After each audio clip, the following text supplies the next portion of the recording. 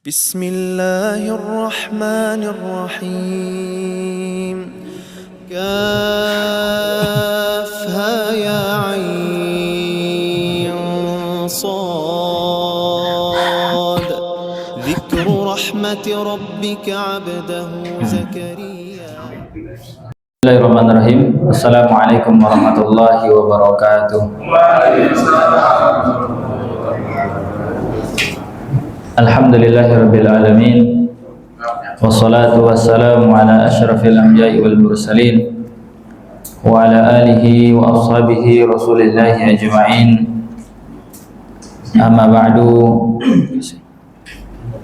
Qala Allah ta'ala fil Qur'anil Karim. A'udzu billahi minasyaitonir rajim. Ya ayyuhalladzina amanu taqullaha haqqa tuqatih wa la tamutunna illa wa antum muslimun. Wa qala nabiyyuna Muhammad sallallahu alaihi wasallam, man salaka tariqan yaltamisu fihi ilman sahhalallahu lahu bihi tariqan ilal jannah. Wa qala wa man yuridillahu bihi khairan yufaqihu fid din. Usi nafsi wa iyyakum bitaqwallah faqad faza wa aflaha man ittaqa. Jemaah salat maghrib Masjid Baitul Mukhlisin, yang semoga kita semua senantiasa diberikan curahan rahmat serta berkah dari Allah Subhanahu wa taala, berikan kesehatan, panjang umur, istiqomah dalam kebaikan, kalaupun dimatikan dalam keadaan husnul khatimah. Amin ya rabbal alamin. Alhamdulillah, sama-sama kita bersyukur pada Allah Subhanahu wa taala atas segala nikmat yang Allah berikan pada kita semuanya. Nikmat sehat, nikmat kesempatan, dan nikmat-nikmat yang lain yang tentunya tidak bisa kita sebutkan satu persatu. Mudah-mudahan kita selalu menjadi hamba-hambanya yang bersyukur. Salawat serta salam sama-sama kita aturkan pada Nabi kita yang mulia, Nabi tercinta, Nabi Muhammad sallallahu alaihi wasallam. Allahumma sholli ala sayyidina Muhammad wa ala ali sayyidina Muhammad. Jemaah yang dimuliakan oleh Allah Subhanahu wa taala, kita lanjutkan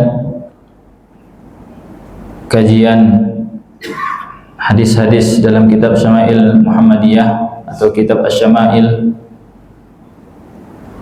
Terakhir kita bahas bulan Januari kali, Februari ya. Karena Maret sebelum Ramadan itu kita bahas fikih puasa kemarin. Ya, berarti kurang lebih 2 bulan yang lalu. Sebelumnya taqabbalallahu minna wa minkum. Mohon maaf lahir dan batin ya. Mudah-mudahan Allah Subhanahu wa taala menerima semua amal ibadah Ramadan kita. Disebutkan oleh seorang atba'ut tabi'in yang bernama Mu'adz bin Al-Fadl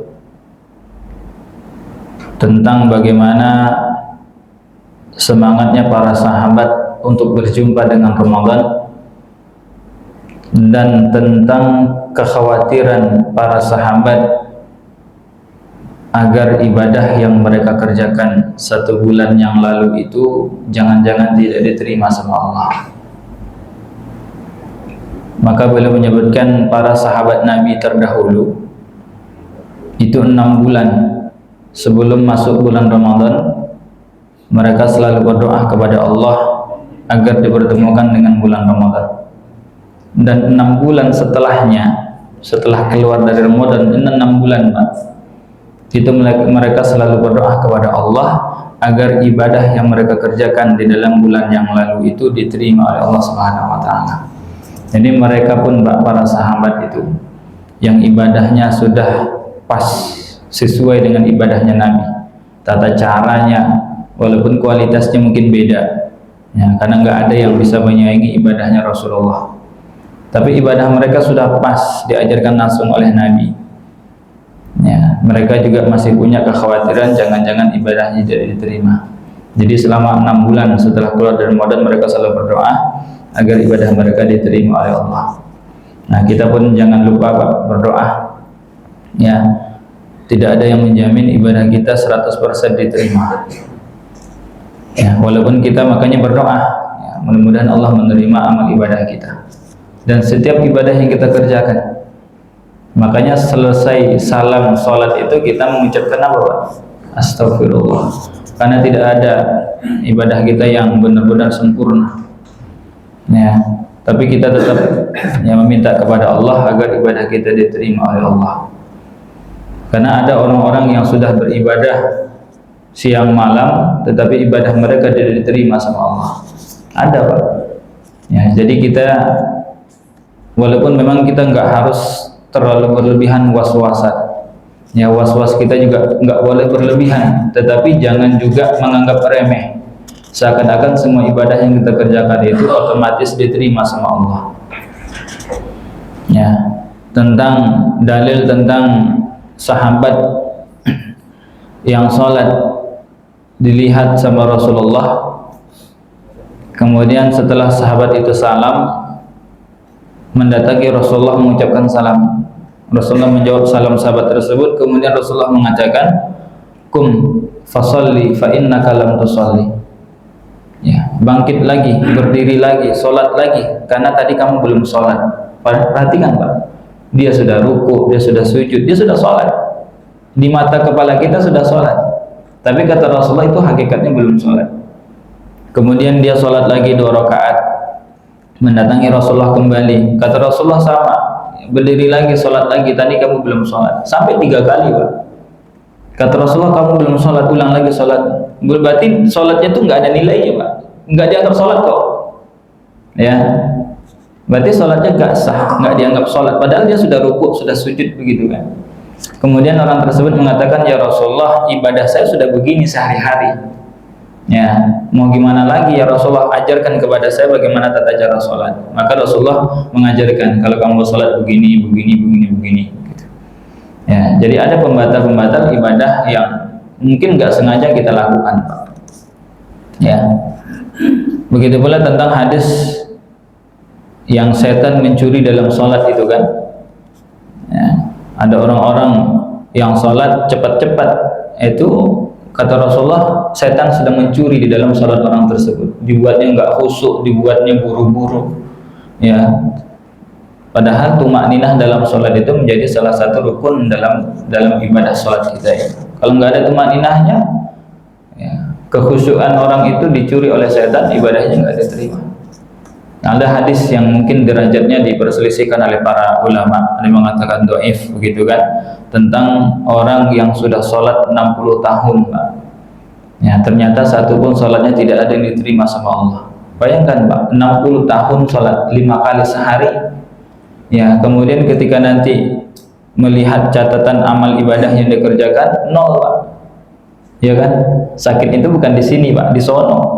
Ya, karena anak muda mengatakan sakitnya itu di sini. Enggak, di sono nanti sakitnya. Ya, kalau kita tidak memperhatikan ibadah yang kita kerjakan. Ya, maka perlu kita mengilmui setiap apa yang ingin kita kerjakan dan kita katakan. Makanya para ulama biasanya menulis kitab al-ilmu qabla al-qawli wal amal. Ya, berilmu sebelum berkata dan berbuat. Ya, karena ilmu yang ibadah yang kita kerjakan itu menjadi salah satu syarat benarnya ibadah kita. Kalau ibadah kita sudah benar dengan ilmu yang kita kerjakan, insya Allah diterima sama Allah. Ya, tapi kalau kita ibadahnya ikut-ikutan, yang kita ikut juga salah, atau kita nggak pernah belajar, ya, bikin-bikin sendiri begitu kan, orang kayaknya begitu deh ruku, bikin-bikin sendiri begitu Pak. Nah, itu jangan-jangan salah begitu. Ya, kan sayang, sholat sudah tiap hari selama 60 tahun, ternyata nggak ada nilainya. Ya, maka perlu kita setiap ibadah yang kita kerjakan, ya, kita berdoa kepada Allah agar ibadah kita itu diterima oleh Allah Subhanahu wa taala. Ya. Jemaah yang dimuliakan oleh Allah Subhanahu wa taala, kita lanjutkan. Ada yang ingat, Pak, terakhir kita bahas apa? Ada yang ingat, Pak? Nah, kalau ingat berarti abnormal, Pak. Enggak normal. Ya. Karena kalau kajian begini, Pak, dengar begini, itu normal, manusia normal, ingatnya 10 hari, Pak, paling lama. Ya, seminggu sampai 10 hari. Ini udah 2 bulan Pak, ya. Kalau ada yang ingat bahas ini kemarin begitu kan, itu abnormal, ada sesuatu yang salah, ya. Tapi kalau dia nulis lebih lama ingatnya. Kalau dipraktekkan, itu mungkin bisa seumur hidup Pak, ya, ingatnya. Ya. Nggak tahu kita kemarin sudah bahas tentang rambut Rasulullah atau belum Pak? Tentang rambut panjangnya udah ya? Ya, baik. Nggak perlu saya tanya ya, dites nggak perlu ya. Berarti udah kan? Ya, kadang-kadang rambut Rasulullah sampai pertengahan telinga, ya sampai bawah telinga, kadang-kadang sampai bahu. Itu panjangnya. Ya.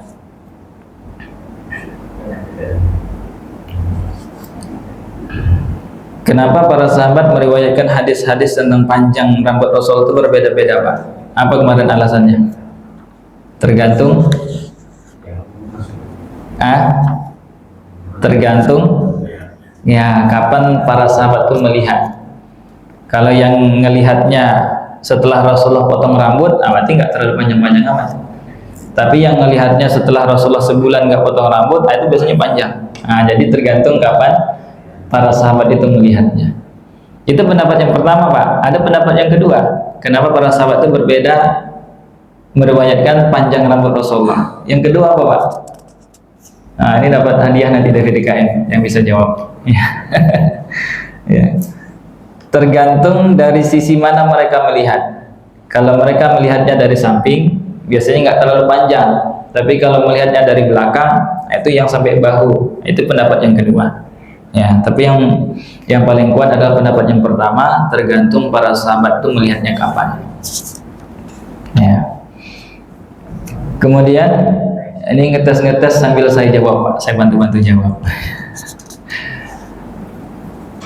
Hukum memanjangkan rambut itu apa Pak? Kan Rasulullah rambutnya panjang tuh sampai sebahu. Nah, kalau kita memanjangkan rambut itu hukumnya apa? Dapat pahala sunnah atau tidak? Atau sunnah memanjangkan rambut. Ini nggak ada yang sunnah semua ini berarti. Rambutnya pendek semua kan? Ya.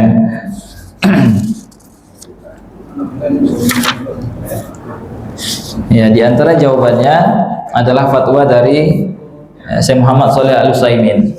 Saya bacakan ulang. Karena kalau nggak salah waktu itu nggak direkam deh kayaknya, yang terakhir itu. Ya, jadi nggak bisa merujaah tuh, rekamannya nggak ada. Ya.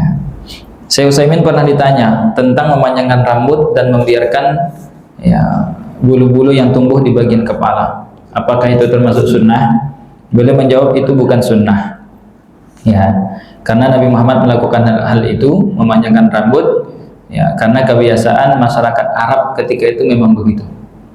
Itu alasan yang pertama. Alasan yang kedua apa kemarin Pak? Memang Arab itu kan panas Pak. Nah, kulit kepala Rasulullah itu dilindungi sama 3 kemarin. 1 rambut, 2 peci, 3 sorban. Ya. Jadi orang-orang Arab itu rambutnya panjang semua, nggak ada yang botak, nggak ada yang berani botak kayak waktu itu. Ya, karena memang panas. Ya, khawatir otaknya kebakar, ya mendidih.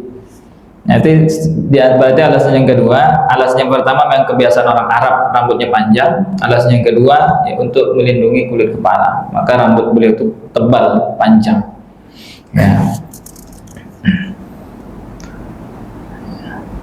Jadi kata beliau itu bukan sunnah karena memang kebiasaan masyarakat ketika itu. Ya. Sebenarnya panjang. Ya, Syekh Utsaimin mengatakan di sini panjang, tapi intinya di situ. Ya. Tapi kalau dia memanjangkan rambut ya juga tidak masalah. Yang penting jangan sampai sengaja menyerupai orang-orang kafir. Atau yang kedua sengaja menyerupai wanita. Itu haram nanti hukumnya. Tapi kalau dia memanjangkan rambut tidak lebih daripada sebahu, kemudian dijaga, dirawat rambutnya, maka itu tidak masalah. Ya, tidak masalah di situ. Hukumnya boleh-boleh saja karena memang tidak ada larangan. Yang larangan itu menyerupai wanita atau menyerupai orang kafir. Ya. Itu diantaranya. Itu pembahasan rambut yang sudah kita bahas. Sekarang yang selanjutnya bab perawatan rambut Rasulullah. Ya, Rasulullah itu punya rambut panjang tadi itu bukan panjang tidak terurus, tapi beliau rawat. Bahkan rawatan rambut Rasulullah itu maksimal, Pak. Nanti kita baca hadis-hadisnya bagaimana beliau merawat rambutnya. Ya. Hadis yang pertama. Hadatsana Ishaq ibnu Musa al-Ansari qala hadatsana Ma'an ibnu Isa qala hadatsana Malik ibnu Anas an Hisham ibnu Urwah an abihi an Aisyata qalat kuntu urajjilu ra'sa Rasulillahi wa ana haid. Ya, hadis yang pertama tentang perawatan rambut Rasulullah ini diriwayatkan oleh istri beliau, ya Bunda Aisyah. Beliau mengatakan, aku pernah menyisir rambut Rasulullah padahal pada saat itu aku sedang haid, ya sedang haid. Jadi Rasulullah itu rambutnya disisir, ya dirapikan. Ya, kemudian pelajaran yang kedua, istri sedang haid itu ya tidak ada halangan ya bersentuhan, bahkan mohon maaf bercumbu. Yang dilarang itu hanya berhubungan badan saja, ya berhubungan mohon maaf alat kelamin. Adapun bercumbu ya kayak menyisirkan rambut itu enggak ada masalah, karena badan wanita yang sedang haid itu bukan najis, ya enggak najis, dia bersih. Kemudian hadis yang kedua, hadatsana Yusuf ibnu Isa qala hadatsana Waqi qala hadatsana Rabi' ibnu Sabih an Yazid ibnu Abi Aban huwa ar-Raqasi an Anas bin Malik qala kana Rasulullah sallallahu alaihi wasallam yukthiru dahna ra'sihi wa tasriha lihyatihi wa yukthiru al-qina'a hatta ka'anna thawbahu thawbu zayyad. Hadis ini diriwayatkan oleh Anas bin Malik. Beliau mengatakan Rasulullah sering meminyaki rambutnya dan menyisir jenggotnya. Beliau sering menggunakan kain untuk menutup bahu dari minyak hingga kain tersebut begitu berminyak seakan-akan baju itu milik pedagang minyak. Ya, karena sering beliau meminyaki rambutnya. Setelah beliau meminyaki rambut, jadi ditaruh ya, kain lap begitu Pak di sininya supaya yang enggak netes ke baju. Ya bekas minyak dari rambut tadi. Maka saking seringnya beliau meminyaki rambutnya, kain lap tadi itu seakan-akan ya milik tukang pedagang minyak begitu. Ya saking seringnya beliau meminyaki rambut. Namun sebagian ulama hadis mendhaifkan hadis ini pada kalimat seakan-akan itu adalah kain penjual minyak. Nah, kalimat ini didhaifkan oleh para ulama. Ya, karena sejatinya Rasulullah orangnya bersih, rapi. Tidak mungkin beliau membawa kain lap mohon maaf sejorok itu. Nah, kalimat itu tadi didhaifkan oleh para ulama. Adapun kalimat yang Rasulullah sering meminyaki rambut, nah itu hadisnya sahih. Ya, jadi Rasulullah itu merawat rambutnya dengan cara meminyaki rambutnya, kemudian menyisir rambutnya. Ya, jadi sering-sering diminyaki rambutnya, Pak. Ya. Minyak apa, Pak, yang bagus? Kemiri. Ya, kalau saya biasa pakai kemiri. Yang dari kecil dulu dari SD udah pakai kemiri sampai sekarang cocoknya kemiri. Ya. Yang Gatsby Wax, Gatsby saya kurang cocok. Ya. Rambut kita udah kayak ijuk ya, kayak ijuk. Ya, tegang. Pakai kemiri bagus. Kalau Bapak punya yang lain silakan. Ya. Bebas ya. Tapi kalau biasa ya diminyaki, jangan sampai kering, nanti nggak rapi Pak. Ya, rambut kering tuh nggak rapi. Ya. Habis mandi 5 menit setelah itu kalau nggak diminyakin, udah kayak nggak mandi lagi Pak. Ya, udah kayak nggak mandi seminggu lagi. Tapi kalau diminyakin, rambutnya hitam terus kan, jadi kayak baru mandi aja. Padahal kemarin mandinya. Ya, emang rambut ya klimis-klimis begitu Pak. Ya, hitam, rapi, apalagi ditambah sisir begitu kan. Yang penting jangan berlebihan. Ya, bentar-bentar nyisir, mana-mana bawa sisir. Ya, mentang-mentang istri baru, ya. Nah, mentang-mentang duda baru begitu kan. Ya, enggak, jangan berlebihan. Itu hadis yang kedua, bahwa Rasulullah sering meminyaki rambutnya. Beliau ya, rawat rambutnya. Ya. Apalagi rambut beliau yang sempurna kan, nggak ikal banget, nggak juga lurus kaku, yang melainkan ikal bergelombang. Ya, itu ditambah diminyakin, tampan Pak. Ya, tampan. Kemudian hadis yang ketiga, hadatsana Hannad ibn Sari, qala hadatsana Abul Ahwas, anil Ash'as ibn Abi Sya'tha, an abihi an Masruq an Aisyah qalat inna kana Rasulullahi la yuhibbu tayammuna fi tuhurihi idza tatahhar wa fi tarajjulihi idza tarajjal wa fi inti'alihi idza inta'al. Hadis ini diriwayatkan oleh Bunda Aisyah radhiyallahu anha. Beliau mengatakan Rasulullah suka memulai bersuci dari anggota badan sebelah kanan. Demikian pula ketika beliau bersisir dan memakai sendal. Ya, kalau dalam riwayat Bukhari ditambahkan ya wa fi sya'nihi kullihi, di setiap urusan baik-baik beliau biasa memulai dengan bagian sebelah kanan. Ya. Apa saja? Makanya berwudu itu kanan semua dulu. Ya, kecuali kepala. Kepala nggak bisa kanan kiri karena memang satu bagian ini. Ya. Tapi yang ada dua bagiannya yang tidak bisa dibasuh sekaligus dua, biasanya kanan duluan baru kiri. Sunnahnya begitu.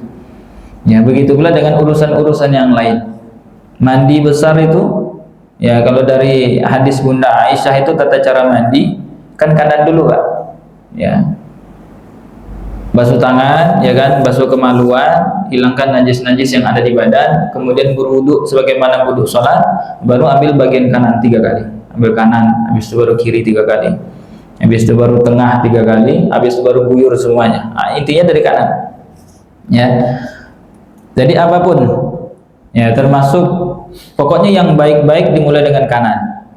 Ya, pakai sendal, ya, kemudian masuk masjid, masuk rumah. Ini kan yang baik-baik nih. Itu dimulai dengan yang kanan-kanan. Makan, ya, kemudian ya minum.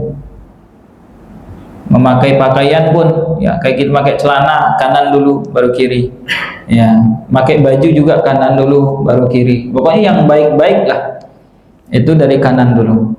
Adapun sebaliknya untuk yang buruk-buruk atau yang kurang baik itu dengan kiri duluan.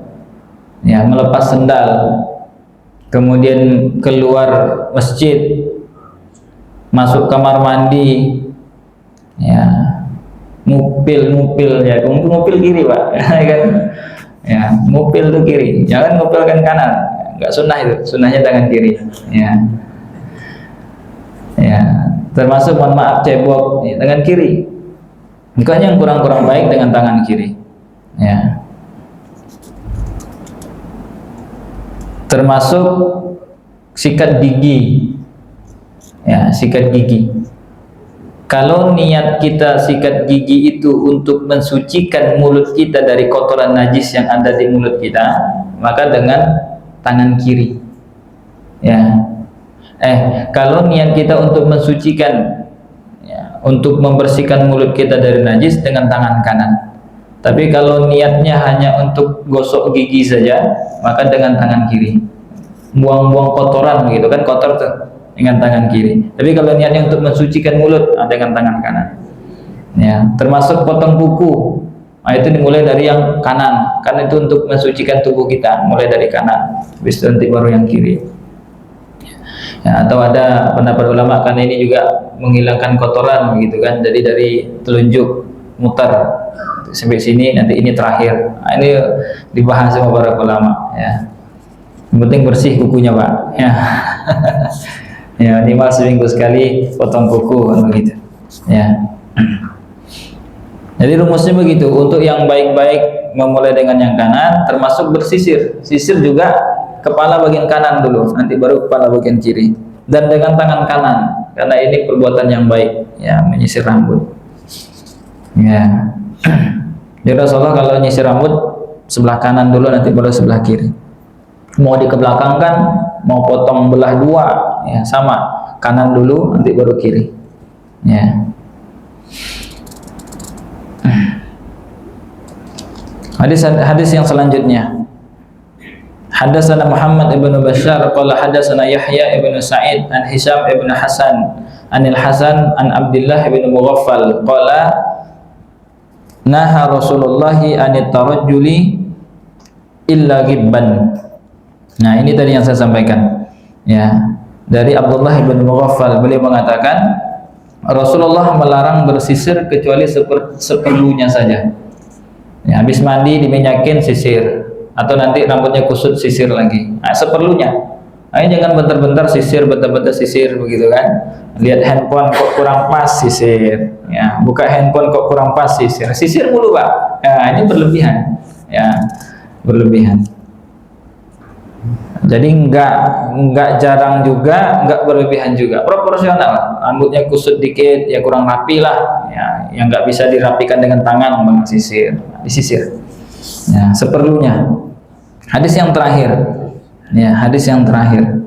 Hadatsana Al-Hasan bin Arafah, qala hadatsana Abdus Salam ibn Harab an Yazid ibn Abi Khalid an Abil Ala Al-Audai Al-Audi an Humaid ibn Abdurrahman an rajulin min ashabin Nabi anna Nabiyya sallallahu alaihi wasallam kana yatarajjalu ghibban. Ya, hadis ini diriwayatkan oleh salah seorang sahabat Nabi, tidak disebutkan namanya, Pak. Ya, tidak disebutkan namanya. Tapi hadisnya dianggap sahih. Kenapa? Karena sahabat Nabi itu semuanya adil. Ya, tidak ada sahabat Nabi itu yang fasik, yang tidak adil, semuanya adil. Ya, jadi kalau terpotong nama sahabat Nabi itu hadisnya sahih. Tapi kalau yang terpotongnya di atas-atasnya, nah itu nanti dipertanyakan siapa ini orangnya begitu. Tapi kalau yang terpotong hanya sahabat Nabi atau disebutkan salah satu sahabat Nabi, maka dipastikan itu sahabat yang adil. Ya. Beliau mengatakan Nabi jarang bersisir. Ya, artinya sama dengan hadis sebelumnya tadi, tidak bersisir kecuali seperlunya saja.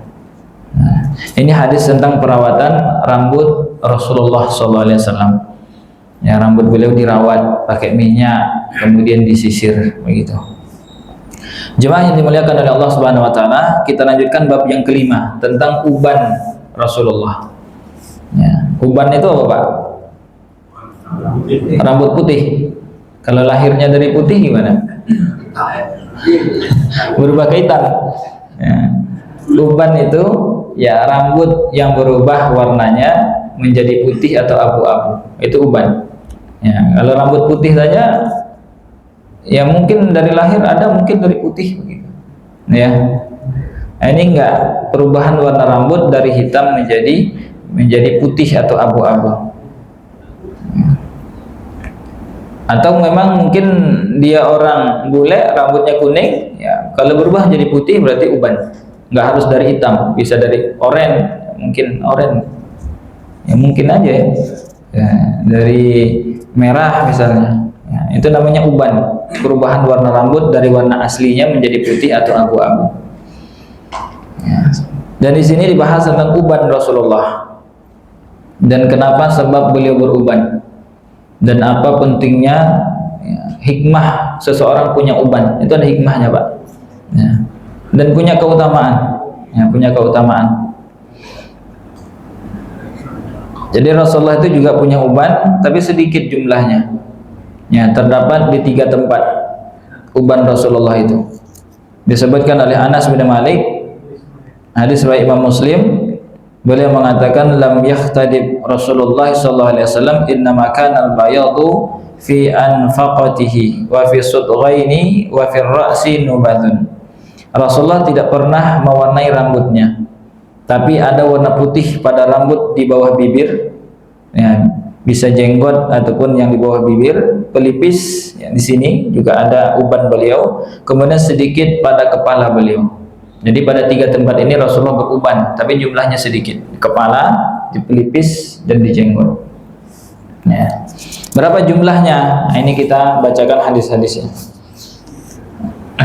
Apakah Rasulullah menyemir rambut? Nanti ada pembahasan tersendiri. Semir rambut Rasulullah. Kemudian bagaimana hukum menyemir rambut? Hukum mencabut uban. Nanti ada pembahasan tersendiri. Ya. Kita bacakan dulu tentang uban Rasulullah. Hadatsana Muhammad ibn Bashar qala akhbarana Abu Dawud qala akhbarana Hammam an Qatadah Qala qultu li Anas bin Malik, hal khadaba Rasulullah sallallahu alaihi wasallam? Qala lam yablugh dzalik. Innama kana syaiban fi sudghaihi walakin Abu Bakrin khadaba bil hinna wal katam. Ya. Dari Qatadah dia berkata, aku bertanya kepada Anas bin Malik, apakah Rasulullah menyemir rambutnya yang beruban? Nah, ini pertanyaan dari Qatadah. Apakah Rasulullah menyemir rambutnya yang beruban? Kemudian Anas mengatakan, tidak sampai seperti itu. Rasulullah tidak sampai menyemir ubannya. Karena hanya ada beberapa helai rambut beliau yang beruban di bagian pelipis. Ya. Namun Abu Bakar pernah menyemir rambutnya yang beruban dengan campuran daun pacar dan katam. Nah, ini dua bahan untuk menyemir rambut. Satu namanya daun pacar atau daun inai bahasa kita, yang satunya katam. Ya, katam itu semacam batu yang dihaluskan, kemudian nanti dia bisa mengubah ya rambut, ya mengubah warna rambut yang beruban tadi itu. Nanti ada pembahasan tersendiri tentang semir rambut. Ya. Jadi sini sampaikan Rasulullah kata Anas tidak sampai menyemir rambutnya karena uban yang sedikit. Adapun Abu Bakar kata Anas di sini ya beliau menyemir rambutnya. Ya. Termasuk nanti ayahnya Abu Bakar itu juga disemir rambutnya, Abu Quhafah. Ya. Hadis yang kedua, hadatsana Ishaq ibn Mansur wa Yahya ibn Musa qala hadatsana Abdul Razzaq an Ma'mar an Sabit an Anas qala ma adatu fi ra'si Rasulillah wa lihyatihi illa 14 sya'ratan bayda. Ini Anas mengatakan, aku tidak mendapati uban pada rambut dan jenggot Rasulullah kecuali hanya 14 helai rambut. Ya. Jadi dijumlahkan dua tadi itu, kepala sama jenggot itu cuma 14 helai, Pak. Ya. Kalau nanti ada yang mengatakan sekitar 20, berarti lebihnya di pelipis, kayak begitu. Ya.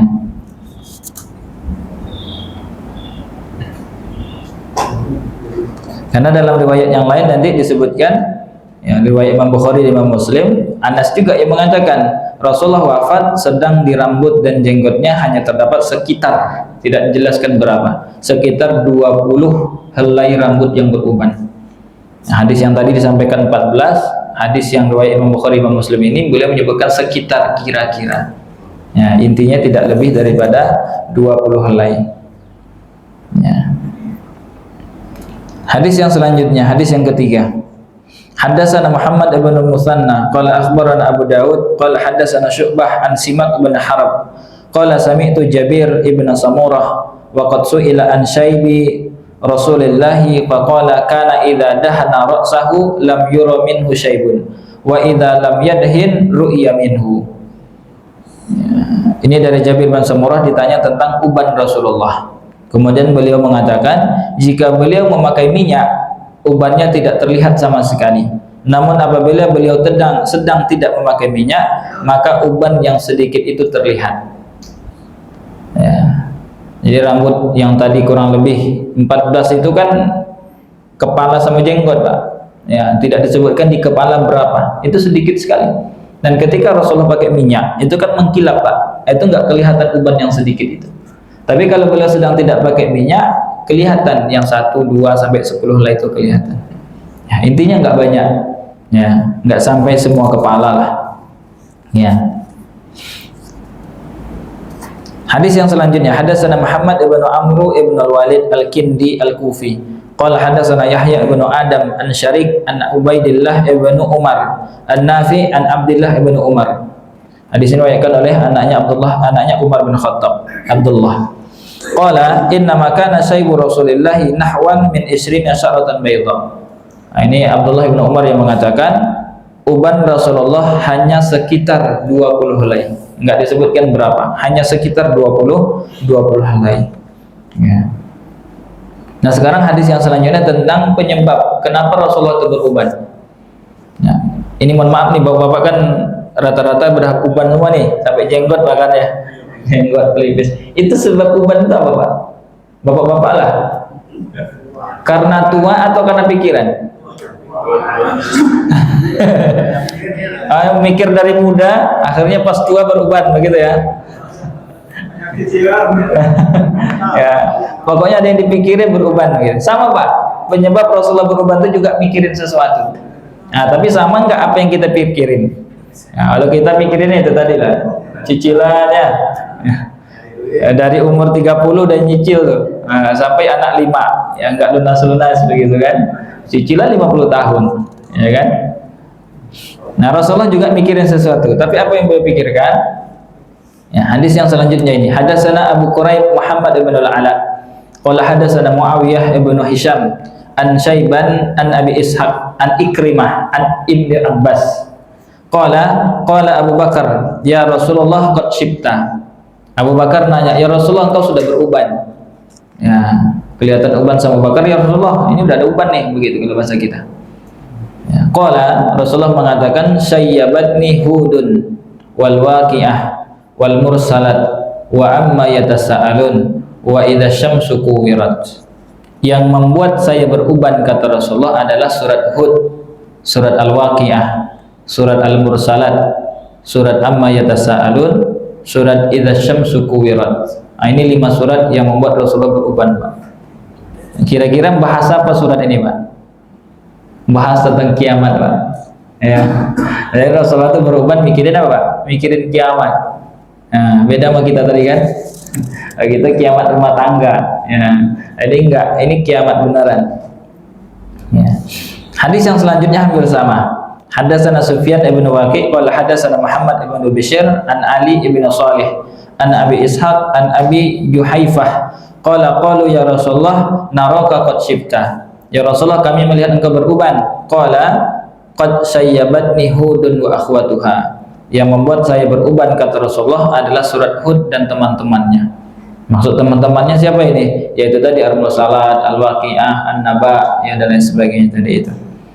Jadi itu yang membuat Rasulullah beruban ketika beliau membaca ayat-ayat tentang goncang-goncangan kiamat terjadi itu, Pak.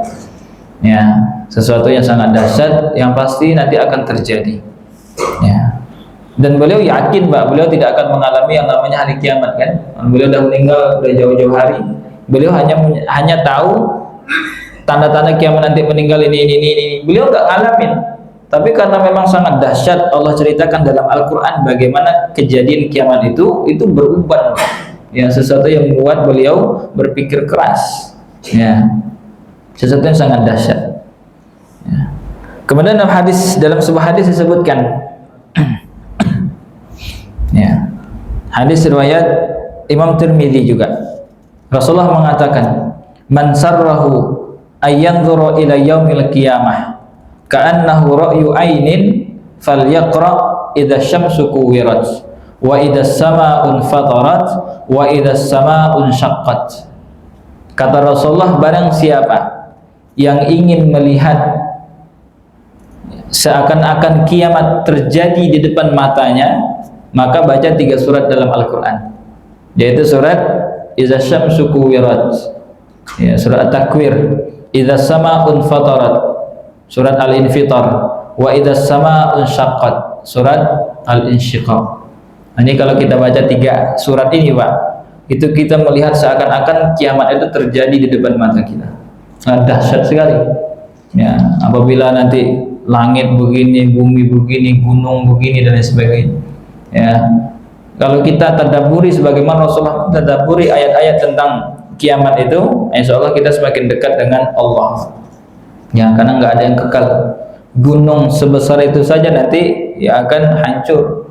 Ya, langit yang setinggi itu nanti juga akan hancur. Ya, air laut nanti akan mengeluarkan isinya, begitu kan? Planet-planet bertabrakan, ya, dan lain sebagainya. Dunia akan hancur. Ya. Maka itu yang membuat Rasulullah beruban. Bagaimana beliau ketika mentadabburi ayat-ayat tentang kiamat. Ya.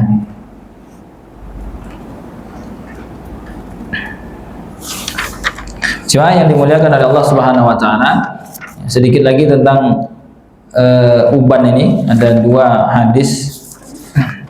hadis lagi. Hadis yang selanjutnya, hadatsana Ali ibn Hujr qala anba'ana Syu'aib ibn Safwan an Abdul Malik ibn Umair an Iyad ibn Laqit al-Ijli an Abi Rimsah at-Taimi Tamimir Ribab qala ataitu an-nabiyya wa ma'i ibnun li qala fa urituhu fa qultu lamma ra'aituhu hadha nabiyullah wa alaihi thawbani akhdarani wa lahu sya'run qad alahu syaibu wa syaibuhu ahmar. Hadis ini diriwayatkan oleh Abu Rimsah At-Taimi. Beliau mengatakan, aku menemui Rasulullah bersama anakku. Abu Rimsah ini bawa anaknya. Kemudian aku mencari-cari beliau hingga aku berhasil menemui beliau. Kemudian aku berkata kepada anakku, hadza Nabi Allah, inilah Nabi Allah, Nabi Muhammad, ya, sallallahu alaihi wasallam. Saat itu beliau mengenakan 2 helai pakaian berwarna hijau. Ya. Kemudian rambutnya telah beruban dan berwarna kemerah-merahan. Ya. Jadi ketika Abu Rimsah ini memperkenalkan anaknya kepada Rasulullah atau memperkenalkan Rasulullah kepada anaknya, ketika itu Rasulullah sedang memakai pakaian, ya, 2 helai pakaian. Maksudnya apa? Ya, hullah. Ya, hullah itu pakaian 2 potong, bawahnya sarung, atasnya selendang. Kemudian ketika itu beliau melihat Rasulullah telah beruban dan ubannya berwarna kemerah-merahan. Ya, apa maksud kemerah-merahan di sini, Pak? Karena diminyakin. Ya, Rasulullah itu rambutnya diminyakin, kemudian ubannya itu terlihat warnanya kemerah-merahan. Ya, sejatinya enggak merah, sejatinya putih, tapi karena sering diminyaki, ya, rambut beliau seluruhnya itu kan warnanya kemarin apa, Pak? Ya, agak kemerah-merahan karena sering diminyaki. Ya, bukan berarti beliau menyemir rambutnya, walaupun nanti hadis-hadis tentang menyemir rambut ini masih banyak, setelah nanti kita bahas di pertemuan berikutnya. Ya.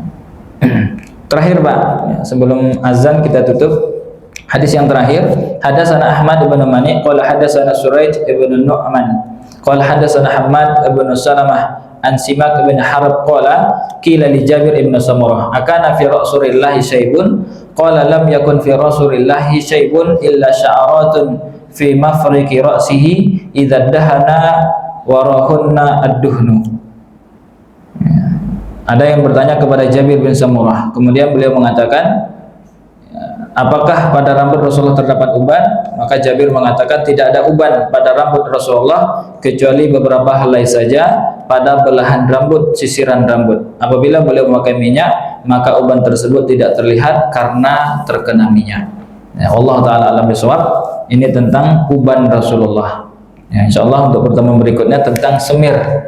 Ya, hukum memakai semir, kalaupun boleh pakai apa, apakah lebih baik disemir atau dicabut uban itu, nanti insyaallah kita bahas. Wallahu a'lam bishawab. Mungkin hanya itu yang bisa kita pelajari pada malam hari ini, mudah-mudahan bermanfaat. Kita tutup dengan doa kifaratul majelis. Subhanakallahumma wa bihamdika asyhadu an la ilaha illa anta astaghfiruka wa atubu ilaik. Assalamualaikum warahmatullahi wabarakatuh.